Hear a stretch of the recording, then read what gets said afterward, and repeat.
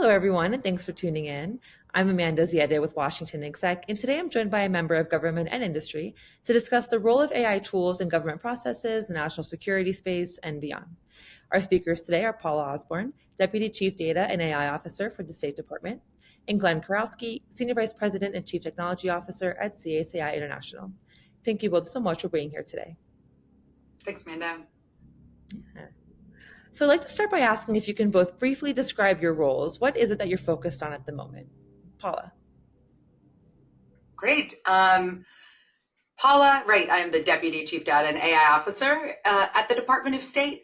So as deputy, a lot of what I do is the downward-facing work. So I'll just quickly say at the State Department, in the Center for Analytics, we have 4 different branches. We have technology, enterprise data management, communications, culture, and outreach, and then we have analytics. And we have roughly 250 people. And so I make sure that the branches are working together, work on sort of like a lot of the cross-cutting issues and making sure that there's the collaboration, making sure people are happy, working on our contracts and budget, all of that exciting stuff, as well as pushing forward some of our bigger efforts, including one is bureau level chief data officers. So getting like a chief data officer cohort at our bureau level across the department, and then scaling some of our generative AI work to the department and out to all of the U.S. embassies. Great, awesome. Thank you. And Glenn. Hello to you both. I'm the Chief Technology Officer at CACI. It's an $8 billion company, 24,000 employees. We deliver expertise in technology for national security. The CTO's role is cross-company. Sort of a person who positively disrupts the business to sort of push it forward. And in that role, I focus on advancing our critical technologies, driving our technology investments, identifying and developing our strategic partnerships, developing the company's technical talent and special projects that enable the workforce, like our work on generative AI, our common software development environment, or our enterprise security. So, what I'm focused on right now is putting generative AI at our employees' fingertips inside our security boundary and doing that economically and without model or vendor lock-in. And probably right behind that is focusing on helping our business accelerate our customers move to the cloud and to AI-enabled DevSecOps tool stacks. All right, wonderful. Thank you both for sharing. And you both happen to mention AI and generative AI, so I'd love to talk about the ways in which you're introducing those tools into your organization. So Paula, what AI-based tools are you and your team integrating into internal systems, and have you been able to scale those tools to the entire department? Yeah, so every tool that we're developing, we go like I shouldn't say immediately to scale. We do alpha and beta testing and then scale. And we have a bunch and keep developing more. I'll talk about a couple of them. Our biggest one right now is, we call it State Chat. And it's our internal AI chatbot that is through Azure, and we use the OpenAI the chat GPT-4 Omni model. And so it is, right, it has our security wrapper around it so we can put sensitive but unclassified information in it. And this has like a massive comms and outreach and training component to it. I mean, absolutely massive, because we have to push out to like all 270 embassies all over the world. So that one is super exciting because it saves so much time and is probably the most popular one. We have another one that we call DCT. It's a research assistant. So at State, we write a lot of really big reports like the Human Rights Report, Trafficking in Persons Report. Maybe you guys have heard of these in the foreign affairs space. They're pretty massive. And we do a section for every country. And so people can just put like URLs of articles and so forth into this, and it does translation, categorization, summaries. And so when people are going to write their parts of the report, they don't have to like start from scratch with research. They can go into this tool and pull this. information from these articles. And then one that's on the horizon, which people are like crazy excited about, is called Co-Drafter. So we call them BCLs, briefing checklists. They're like anytime we write anything for like a principle for leadership, it's usually like a BCL. It's to prepare them for meetings and so forth. They take a really long time to write, and they're very formulaic. This AI tool, Co-Drafter, is going to you can upload like past BCLs. You can upload background information and so forth, and it'll populate the BCL for you. I'm like so excited, even just like explaining it. It's like, because it's going to save so much time. And we have our own style guide, which is extraordinarily long. And so it puts everything automatically into the State Department style guide formatting. So that's probably next in the next couple of months going to be rolled out. And then as well, we put everything sort of into our like I said, we have an outreach and training team, and so everything gets pushed out in this sort of same way. Awesome. And before we jump to Glenn, I just want to ask how that process has been in terms of preparing the proper guardrails, accepting feedback, training, things like that. Yeah, big. And I'll say like, oh man, our team has done really a fantastic job. I will say it takes like a lot of man hours and people. So we have a responsible AI official, and her team, she has testers and validators and so forth. And then we have our product owner team, our business owner team, and then we have a working group of users. And they meet every week. And this is specifically on State Chat because it's been rolled out, where they talk through any issues that have come up, feedback that they've gotten, because there is, integrated feedback tools, and they do focus groups, and sort of go through prompts that have been flagged, and sort of talk through tighter guardrails or looser. So like, for example, we write about in these reports genocide and so forth, topics that would get flagged in unusual large language models, and regular generative AI tools. So yeah, it is like pretty much constant that we do the testing. But again, it takes a lot of people, I think, to do it well. Thanks for sharing that with us. And Glenn, similarly, I understand that CACI has rolled out similar generative AI tools. So how does the industry's approach, and process similar and different than governments? Yeah, well, Paula, I love what you said when you say you went directly to scale. We do the same thing, go directly to scale. You have State Chat, we have CACI Chat. Same thing where we're trying to roll out, something right down to the fingertips of all of our users.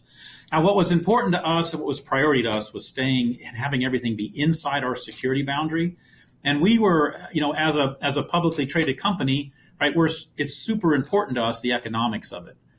So similar to what we do for our customers, we drive toward an open architecture, and we didn't want to be locked into a vendor. We wanted to ensure choice, both for our customers and for us. So we built our CACI Chat on AWS. We use Bedrock and SageMaker. And behind Bedrock sit a whole bunch of foundational models, including Anthropic's Claude Sonnet 3.5, which is arguably one of the best general purpose models out there. So that gives us a very economical architecture. We have the flexibility of moving between foundational models as they leapfrog each other in terms of capabilities. As I said, we make it available to all of our employees. Everyone is a have. There are no have-nots. The core use cases we focused on, probably very similar to Paula's, which is start with writing assistant, summation, translation. Software developers love it for code understanding, code generation. We implemented RAG, which of course is a technical word in the space, but it means being able to enhance your prompts with your additional sort of personalized information. So we allow our users to build workspaces and build their own RAG databases that they can share amongst a team. And of course, then we're heading to larger gold databases, things that are curated by the company or curated by an organization in the company, and then those can be used in the prompting with RAG.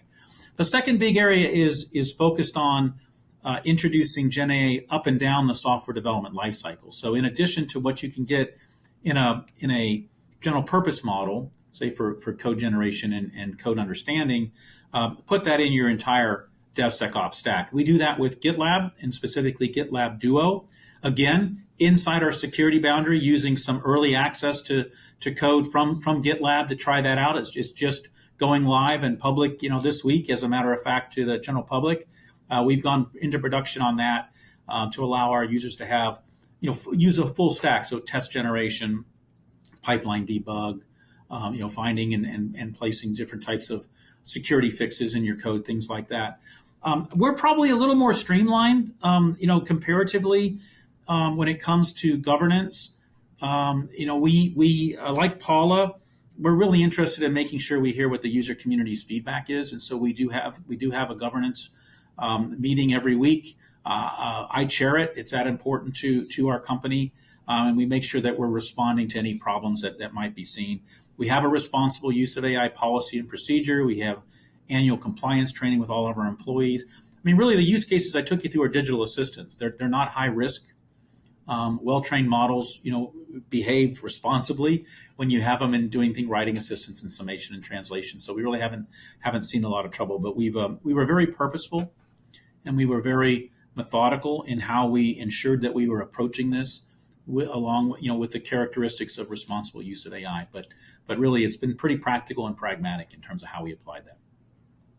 May I ask a question, Glenn? You bet.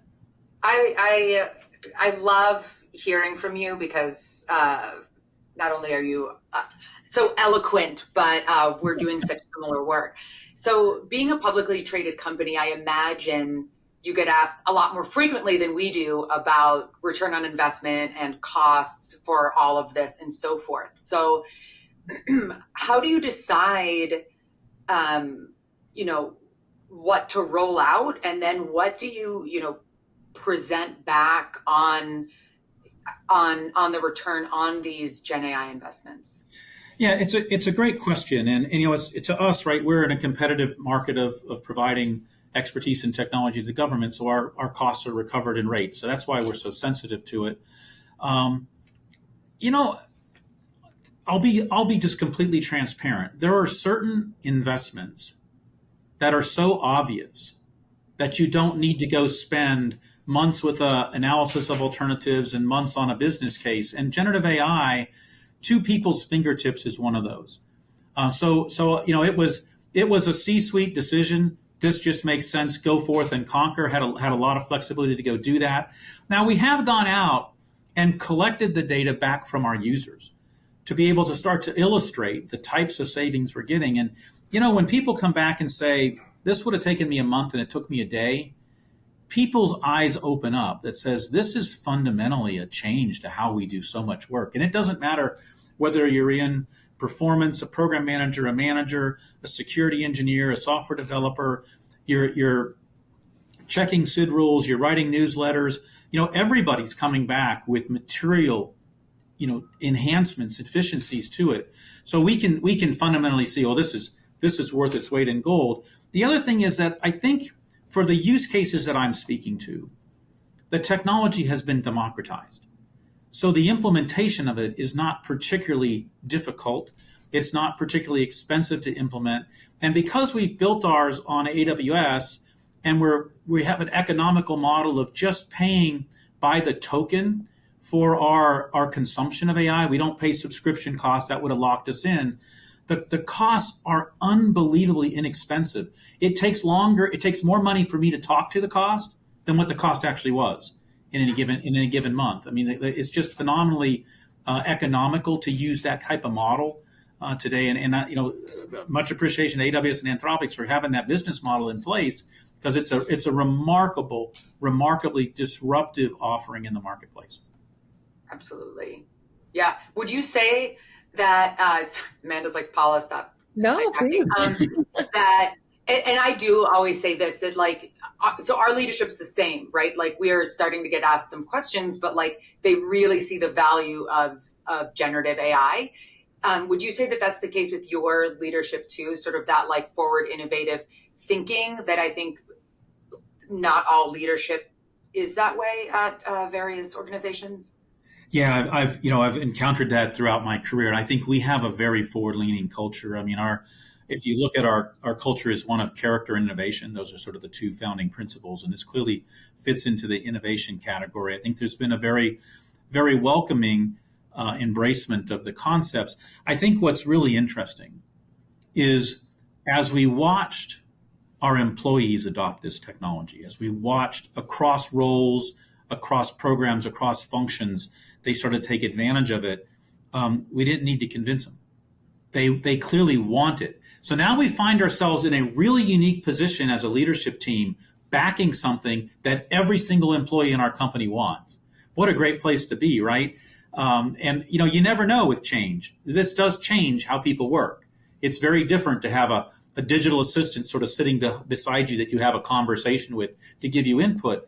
And the fact that we don't have to do change management on this, right? People clearly want it, and we're backing it and we're driving it. I think I get goosebumps, to be honest with you, because how often in your career do you get a chance to introduce technology that's so game changing that people don't resist? Yes, that's how I feel. Especially being like I've been in like the CDO, CTO roles where like people are actually like coming to us rather than us being like, please take our product. We have to use it.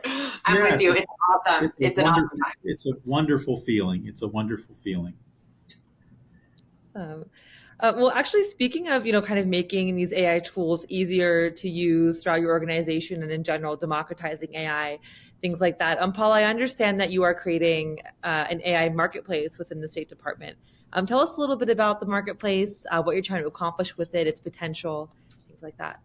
Definitely. So, right. So sort of the original thinking of the AI marketplace is to have a centralized location, platform with AI technologies and resources that people can go to, and that it would be used for multiple reasons. One is AI governance. So people will know like what tools are approved, what tools they're able to use, rather than sort of going out there and finding their own tools and procuring them that are potentially, don't have authority to operate. To empower users, that they'd be able to see who's using what tools for what purpose, to be inspired, to be able to, talk to people that are using those AI tools, and really sort of like accelerate AI use and adoption, putting these tools like at, not just having it sort of like centralized in the Center for Analytics, but allowing like embassies and different bureaus that, they're experts to be able to develop themselves. We finished initial requirements gathering, and now we're going through the analysis of it.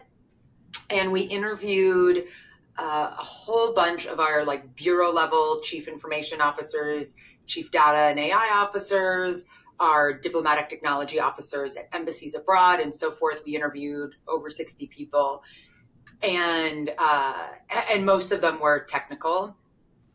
And the results are really interesting.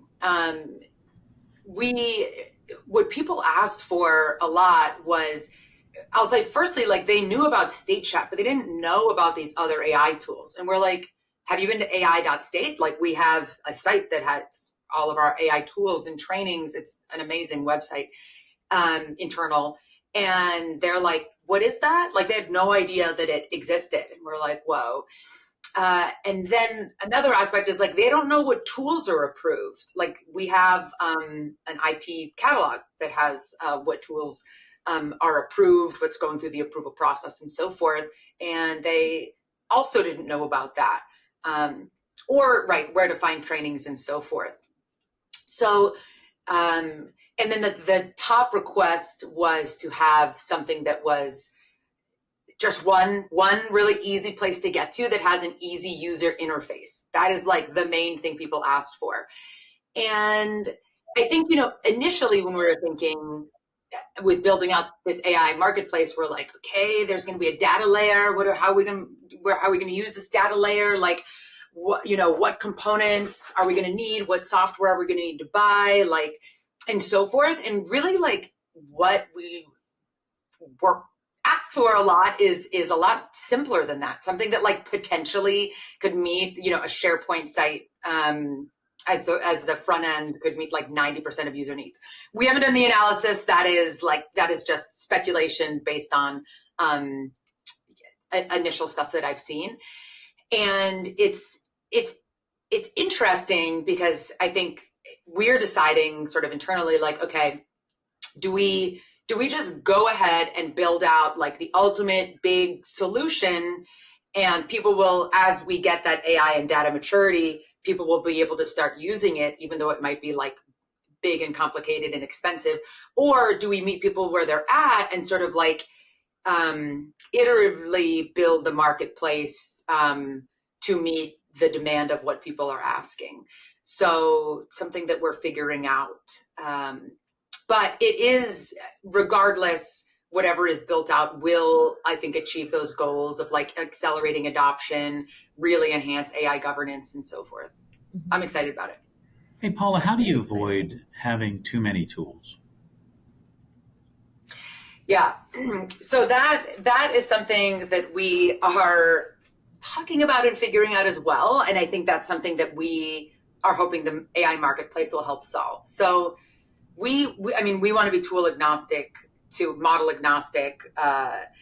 And so we would put on there, so we're agreeing to terms of service with different vendors. And so on large language model and on generative AI models, and Anthropic is the second one next to OpenAI that we've come to one with. So we are using Claude some as well. So we would put, I think, the models that are approved. And then beyond that, with software, like, it's true, our IT catalog is pretty massive.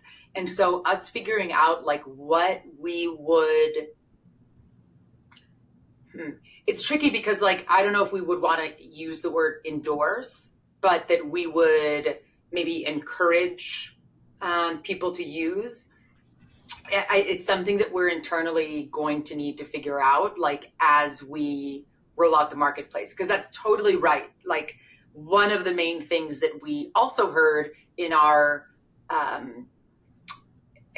requirements gathering was that people were like, just tell us, just point to what we're supposed to use. Just tell us, like what we should use, what the cost, is, and so forth. Like, they actually don't want a billion different options.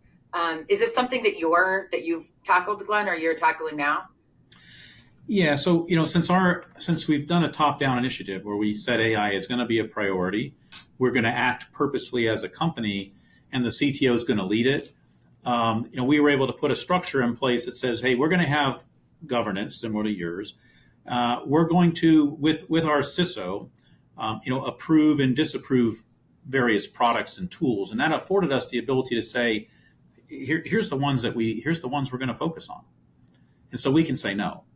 And that's being able to say no is a beautiful thing when it comes to trying to avoid tool proliferation or having one-offs. So we're acting as an entity, as a single company. And so therefore, when we say, hey, we're going to build our CACI chat on Bedrock and we're going to use these financial models behind it, when we say, hey, our platform for software development is GitLab, folks don't have a choice. That's what we're going to do. And then we instrument that with training and all the other resources around it. Like you, we get a lot of people who come in and say what they want. And the discussion that we try to guide them to is a hammer and nail discussion. A hammer is used to hit a nail. A nail is a problem. A hammer is an answer. We don't really want people to come in and say, I want X, Y, or Z technology. That's a hammer. What's your problem?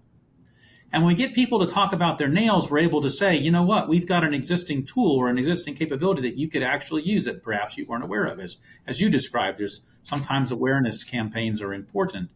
And I think, we find that when we can point people to, hey, we got a hammer for that. Let's, and get them off worrying about what hammer they want. That goes well. We've done a lot of things on the publicity front. We hold company-wide summits, a combination of both in person and folks dialed in. Get 600-700 people on a call, and you're taking them through a series of, this is all the things that we're doing. We use a lot of vignettes of people or short little videos saying, here's how I'm using it, to sort of turn the light bulb on and inspire people to use it. But that also lets us popularize the tools and the solutions, the capabilities that we're putting at our end users' fingertips. We do company announcements. They go out via email. There's a portal where all of our common AI questions are answered. And of course, if you go into CACI Chat, there's a whole set of, you can watch videos on how to use it and all that kind of stuff. So I think we've gotten a lot of uptick from that. I'm with you when you say you want to be vendor and model agnostic. We want to be model agnostic because we see the models doing very quickly, but we don't have a requirement to be vendor agnostic. We can pick our favorites, and we're not going to be slowed down by doing an exhaustive AOA. We're going to pick something that we feel is in the magic quadrant. And so clearly Anthropic is there. So we love using Sonnet. We have the other FMs available behind it, but we're going to use Bedrock. We're going to use Amazon's cloud because of the economics. It's inside our security boundary. Lots of different reasons that play into that. So we're able to say, here, work with this. The last part of the question, right, is we also do solutions for our customers, right? We've talked a lot about what we do for our employees, but we build solutions for our customers. And so we're educating our solution teams on the art of the possible. And one of the challenges is, how do you play around with this stuff, right? So we've built a sandbox pre-configured in our cloud. So all of the security requirements, all the authorizations, all the things that tend to slow it down, right? We've pre-built the sandbox, partnering with AWS. They'll pick up the compute costs. We'll bring the projects in. Then we set up office hours during the week for our experts to be available. If somebody's in there trying to play around and they can't figure something out, or I'm not quite sure how this works, we hold office hours where our experts are available to sort of consult and help them along. But this is a great way for us to energize our workforce to bring their ideas, bring their data, and try it. And then they can take that and they can go talk to their customer and show their customer what they've done. So that's a big way that we're doing to accelerate how we bring the technology to our customers in our various programs. Yeah, we also have a sandbox. We call it Funhouse, which I think it is amazing. The individual on my team that named it that. We just rolled it out to a smaller number of people. I love this idea of office hours. I love it. I'm taking notes. Start that one. Yeah, I agree with you. I think it's also very critical to have a sandbox for people to play in. It is. It's a big barrier. It's remove that barrier. Yeah. And this may be a question for both of you, but how can government find the right balance between bureaucracy when adopting these kinds of tools? And perhaps this is a question between centralization versus decentralization, but any thoughts on that? The bureaucracy of adopting tools? Yeah. The balance of bureaucracy with adopting new tools or approving new tools or putting them in the marketplace. Is that something that I have to consider? I'll start, and then Glenn, I would love to hear your thoughts too. So we're so restricted on what tools we can use because of FedRAMP and then our internal authority to operate and then the bureau level authority to operate that's needed and so forth, that I would say, right, we are at that place where there are fewer tools available than anyone for outside the government. That being said, there still are enough tools for people to choose from. What we do is, I'd say, having our centralized Center for Analytics, our preference for the tools that we use, even though there's other options, as we're starting to, I'd say pretty strategically do this sort of hub and spoke model with these bureau level chief data officers. And then this year, we're also starting a push effort of getting experts out to our embassies as well, is making sure they're super familiar with our tech stack and with like what we're internally using, what tools we're building out, using whatever models and so forth on the back end. And so I think it's doing it this way, which is it's a little I don't know if the word is slower, but I'd say it is keeping people using the same suite of tools. So that's at least how we're handling it. Glenn? I think that people have gotten used to being able to employ technology in their personal life very quickly. And I think they've come to expect that even when we work in a regulated market, that they will have that at work. Even though all the things that Paula said, there's layers and layers of security and FAR and DFAR and on and on and on. But I think that we understand that, and I think we're able to maneuver that. And our whole goal, we have a bias for action. We have a bias for action as sort of a fundamental tenet of how we operate as a company and as individuals. And so we I've really focused on, and the team around me has focused on having that bias for action, being very pragmatic and practical so that we can move fast but responsibly. And I think that's allowed us to address the requirements very quickly. Once we got things out and showed people how to access it and start to train them up, they can move very quickly. So I think that we don't want people to perceive that there's heavy process, heavy bureaucracy, heavy governance. We want to have just enough to ensure we're responsibly doing this and staying secure. I think we've found a really happy balance. We've partnered with our CISO the whole way. He's part of the steering committee. He's part of what we're doing. If you involve the right people, and you have champion from the CEO, so we're talking about a CISO, a CTO, we're talking all the major players that can get together and say, here's what we're going to do, put the plans in place, and we move very, very quickly for our employee base to give them these kind of things, right? Sandboxes are tough, Paula. They're tough from a security perspective and authentication, and yet we're both able to accomplish it. So I admire some of the things you're doing to in an agency that may not be perceived by many as fast. You're actually moving quite fast. That's really awesome. Thank you. We're trying. Awesome. Well, before we close, I want to discuss measuring the value and impact of these technologies and tools that both government and industry are wildly adopting. So, Glenn, how can Agile methodologies be used to measure velocity in the software and tools that get deployed, and why is that important? This is one of my favorite topics because I can tell really quickly when I'm talking to someone if they're really waterfall or they're spiral and they're masquerading as Agile. Agile is a delivery execution model. It's not two guys in a pizza, in an office turning out code incrementally. It is a delivery execution model. There is structure to it, and you can measure velocity, the speed of capability delivery. Right? You can measure cost, the cost per story point, even in a world in which requirements change, because that's part of the benefit of Agile. So, velocity is time to value from when an idea first hits the backlog to when it's deployed. Efficiency, as I said, is sort of cost per story point, right? Cost per the unit of capability. That's the measurement in Agile. So we've been doing it for over a decade. And customers come to us.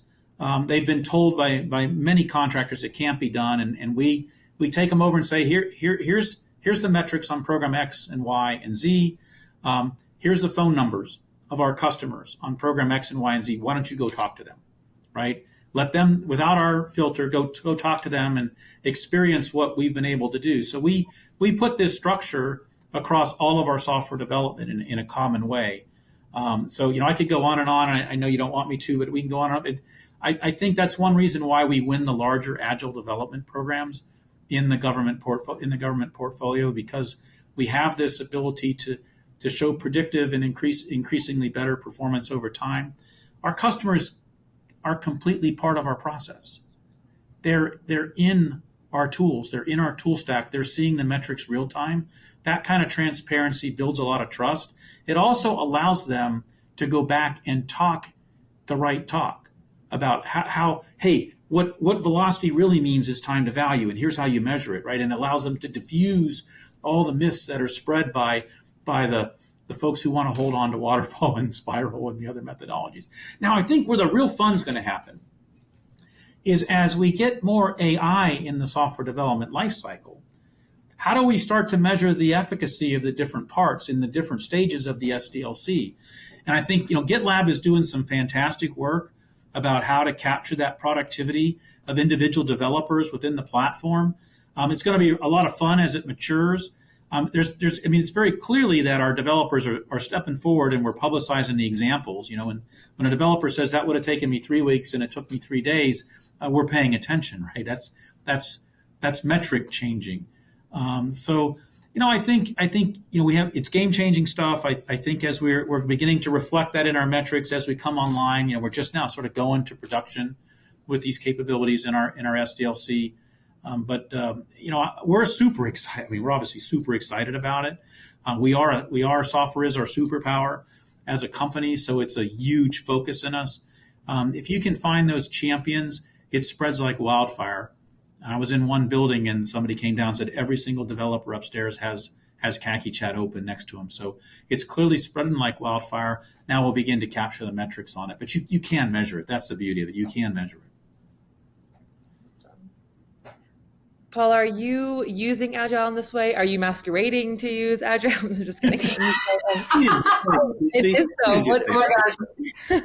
Glenn's proselytizing has completely worked on me. I'm like, we need to use this so much better. I'm so inspired. We do use Agile methodology, and I love it. I love it. It is such a great way to be able to I guess sort of at any level, like at a deputy level, to be like, what are we doing in this project? And then I can just, go into their JIRA. I can see, who's doing what, how long it's taking, what was done last week and so forth. It is such a great way to be able to track productivity, to be able to track individual performance. And when I was introduced to it like completely changed the way that I ran my teams. So I do love it. I will say, like, we are working on figuring out how to measure sort of value a little more, as well as assigning like lengths of time to, like certain tasks or subtasks. We haven't figured that out yet. So definitely we aren't using it to the degree that Glenn is, but you better believe after this, I'm going to go take some courses, have my team do it. That may be the difference between being a contractor and being, a government agency, because obviously we're measured, right? You need objective measurements to score us. And so, we're super motivated to have metrics, to know how much it's going to cost. Our bids have to be competitive. We want to get a good assessment. So it's probably a little different in the culture. But I want us to be more like that, and that's a big push we have this year. And definitely with the new administration coming in, like that is what they're going to want to know. That's what they're going to want to see, like cost and efficiency, effectiveness, all of that. So there's a lot for us to learn from you, Glenn, and the private sector in this space. I will say, like, I do think this utilization of Agile methodology has been one of the factors that has helped us at State move fast, because I do think our Scrum Masters and our project managers are pretty good at using it.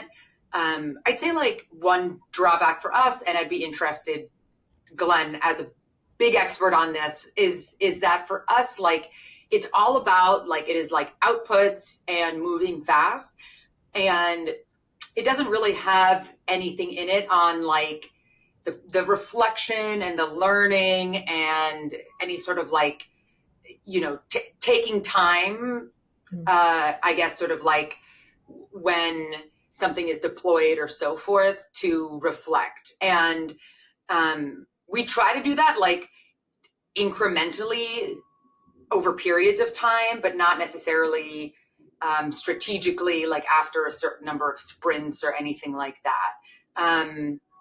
But we have to be so intentional about it, because we're trying to move so fast that it's very easy to go by the wayside. Glenn, do you do anything, like, is there a way that you do it to like make sure you incorporating learning and feedback? Because we've defined it as an execution delivery model, because we put some structure around it, we require retrospectives.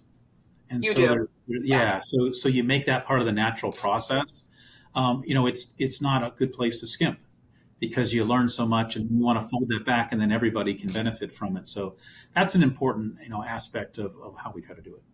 And do you do the retrospectives after a certain number of sprints, or like how do you incorporate it in? It depends on the program. It depends on, because some programs may have 180 applications, so you have to you're not going to do it on every sprint across. You have 3,000 releases a year, kind of thing. So it depends on the program, and you just use some judgment call. Some depends also on the size of sprints and the number of parallelism. So it's you have to. I think we've got some people who have been doing this long enough that they kind of use some judgment on where does that make sense. And I think that's to me, you can have a delivery execution model and put some good process around it, but you got to use common sense, as you say. There's times that you don't have, it doesn't make sense to do it, and there's times that it doesn't make sense to do it. Great. Awesome. Well, I usually love to end on this note. This has been a very robust and great conversation. I love to typically ask how government and industry can continue working together to kind of move the needle in this space. Clearly, by your back and forth and your conversations here, speaking to each other and asking the right questions seems to be very helpful. But anything else that you both want to add on that before we close? I'll give you industry's perspective, because we say it all the time. We've in the decades that I've been working, regrettably, I've seen a little bit of a deterioration in the openness of discussions between the contract community, industry, and the government agencies. And I think the more we can talk, which is not a violation of any FAR or any DFAR or any regulation, when we're talking about how we work and what we want, we're talking about the problems and challenges. We try to promote that type of engagement. The better I understand the challenges of a given agency or department or whatever, the better I'm able to come in and address it with options, right? So I think that this kind of dialogue promotes that, and it's another connection point, right? It's an opportunity for, now Paula knows she can speed dial somebody who would give her an opinion that she doesn't have to follow. She doesn't break any FAR or any DFAR or any regulations talking to somebody in industry.